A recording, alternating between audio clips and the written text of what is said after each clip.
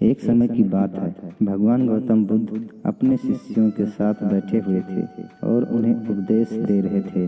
तब उन्होंने अपने शिष्यों से कहा, क्रोध इंसान का सबसे बड़ा दुश्मन है।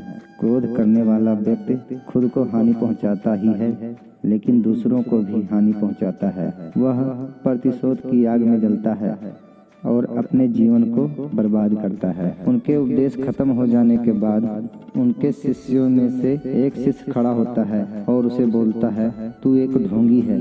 तेरी बातें मनुष्यों के रहन सहन से विपरीत है। तू जो भी कहता है उसे अपने जीवन में अनुसरण नहीं करता और दूसरों को यह सब करने कहता है। जब उसका वह शिष्य गौतम बुद्ध को उल्टी सीधी बातें कह रहा था, तब गौतम बुद्ध ने कोई प्रतिक्रिया नहीं दी और वे शांत बैठे थे। लेकिन ऐसे में वह व्यक्ति और भी ज्यादा गुस्सा हो गया और गुस्से में आकर उसने गौतम बुद्ध के मुंह पर थूक दिया। इसके बाद भी महात्मा गौतम बुद्ध को गुस्सा नहीं आया और वे शांत थे। उन्होंने अपने चेहरे से थूक को पोंछा और वह चुपचाप बैठ गए। यह सब देखकर उस शिष्य को समझ नहीं आया कि वह क्या करेगा। गुस्से में आकर वह उस जगह को छोड़कर चला गया और अगले दिन अपने घर पहुंचा।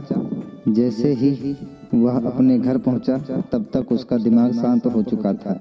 दिमाग के शांत होते ही उसे इस बात का एहसास हुआ कि उसने कितनी बड़ी गलती की है। उससे पाप हुआ है। वह खुद को मन ही मन में कहने लगा, यह मैंने क्या कर दिया? मैंने महात्मा बुद्ध का अपमान किया है। ऐसा पाप मैं कैसे कर सकता हूँ? मैंने बहुत बड़ी गलती कर दी। मुझे जाकर उनसे माफी मांगनी होगी। यह कहकर वह तुरंत ही गौतम बुद्ध के पास चला गया, लेकिन गौतम बुद्ध उस स्थान पर नहीं थे।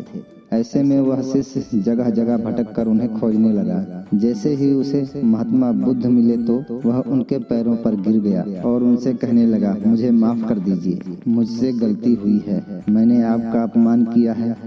मैंने यह बहुत बड़ा पाप किया है। आप मुझे माफ कर दीजिए। यह सब देखकर गौतम बुद्ध ने उससे कहा, शांत हो जाओ। क्या बात है, मुझे बताओ, तुम कौन हो? गौतम बुद्ध के यह पूछने पर वह शिष्य चौंक गया। वह सोचने लगा कि महात्मा बुद्ध मुझे कैसे भूल सकते हैं? मैंने तो उनका अपमान किया था, कल उनके ऊपर थूक दिया था, फिर भी ये नहीं जानते और गुस्सा भी नहीं है।